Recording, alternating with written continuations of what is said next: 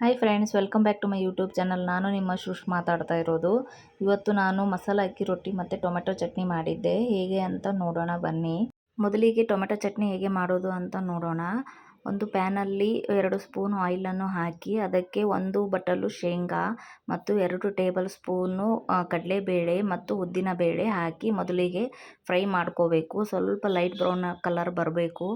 ಆಮೇಲೆ ಅದಕ್ಕೆ 10 ರಿಂದ 12 ಒಣಮೆಣಸಿನಕಾಯಿ, 7 ರಿಂದ 8 ಬೆಳ್ಳುಳ್ಳಿ ಮತ್ತು ಹುಣಸೆಹಣ್ಣು, ಜೀರಿಗೆ ಮತ್ತು ಕೊಬ್ಬರಿ, ಹಸಿ ಕೊಬ್ಬರಿ ಆದರೂ ತೊಗೋಬೋದು, ಒಣ ಕೊಬ್ಬರಿ ಆದರೂ ತೊಗೋಬೋದು.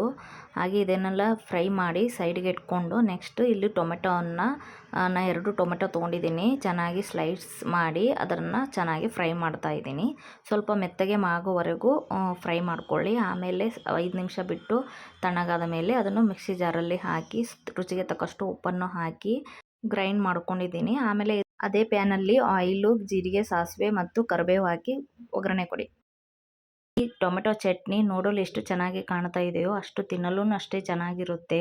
ಇದು ಬರೀ ಮಸಾಲ ಅಕ್ಕಿ ರೊಟ್ಟಿ ಜೊತೆ ಅಷ್ಟೇ ಅಲ್ಲ, ರಾಗಿ ರೊಟ್ಟಿ, ಪ್ಲೇನ್ ಅಕ್ಕಿ ರೊಟ್ಟಿ ಮತ್ತು ಚಪಾತಿ, ದೋಸೆ ಎಲ್ಲದರಲ್ಲೂ ಚೆನ್ನಾಗಿರುತ್ತೆ. ಒಂದ್ಸಲ ನಿಮ್ಮ ಮನೇಲಿ ಮಾಡಿ ನೋಡಿ, ಪದೇ ಪದೇ ಮಾಡಿ ತಿಂತೀರಾ, ಅಷ್ಟು ಚೆನ್ನಾಗಿರುತ್ತೆ. ಈಗ ಟೊಮೆಟೊ ಚಟ್ನಿ ರೆಡಿಯಾಗಿದೆ. ಇದರ ಜೊತೆ ಮಸಾಲ ಅಕ್ಕಿ ರೊಟ್ಟಿ ಹೇಗೆ ಮಾಡೋದು ಅಂತ ನೋಡೋಣ. ಮೊದಲು ಅಕ್ಕಿ ಹಿಟ್ಟು ತೊಗೊಂಡಿದ್ದೀನಿ. ಅದಕ್ಕೆ 2 ಮೀಡಿಯಮ್ ಸೈಜು ಈರುಳ್ಳಿನ ಚೆನ್ನಾಗಿ ಚಾಪ್ ಮಾಡಿದೆ. ಹಾಗೆ ತುರಿದಿರೋ ಕ್ಯಾರೆಟು ಮತ್ತು ಕರಿಬೇವು, ಕೊತ್ತಂಬರಿ ಮತ್ತು ನಾನು ಇಲ್ಲಿ ಸಬ್ಬಸಿಗೆ ಸೊಪ್ಪನ್ನು ತೊಗೊಂಡಿದ್ದೀನಿ. ಈ ಸಬ್ಬಸಿಗೆ ಸೊಪ್ಪು ಹಾಕೋದ್ರಿಂದ ಇನ್ನೂ ಮಸಾಲ ಅಕ್ಕಿ ರೊಟ್ಟಿಗೆ ಇನ್ನೂ ಚೆನ್ನಾಗಿ ಸ್ವಾದ ಮತ್ತು ಏನು ಟೇಸ್ಟ್ ಇನ್ನೂ ಚೆನ್ನಾಗಿರುತ್ತೆ.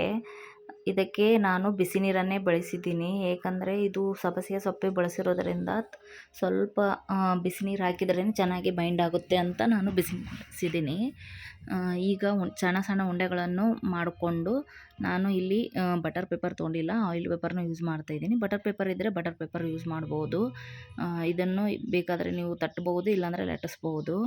ಈಗ ನಾನು ಲಟ್ಟಿಸ್ತಾ ಇದ್ದೀನಿ. ಅದರ ಮೇಲೆ ಒಂದು ಟ್ರಾನ್ಸ್ಪರೆಂಟ್ ಕವರನ್ನು ತೊಗೊಂಡು ಲಟ್ಟಿಸ್ತಾ ಇದ್ದೀನಿ. ಯಾಕಂದರೆ ಈಗ ಅಕ್ಕಿ ರೊಟ್ಟಿ ತೆಗೆಯುವಾಗ ಚೆನ್ನಾಗಿ ಬರುತ್ತೆ, ಮೇಲೆ ಒಂದು ಟ್ರಾನ್ಸ್ಪರೆಂಟ್ ಕವರ್ ಯೂಸ್ ಮಾಡೋದರಿಂದ.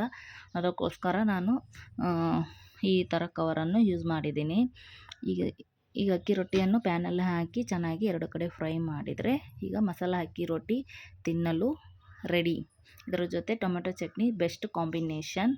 ಇದನ್ನು ನೀವು ಒಂದು ಸಲ ಮನೆಯಲ್ಲಿ ಮಾಡಿ ನೋಡಿ, ಹೇಗೆ ಆಯಿತು ಅಂತ ಕಮೆಂಟ್ ಮಾಡಿ ಹೇಳಿ.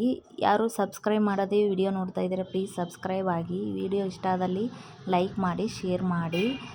ಪ್ಲೀಸ್ ಸಬ್ಸ್ಕ್ರೈಬ್ ಆಗಿ. Thank you for watching this video.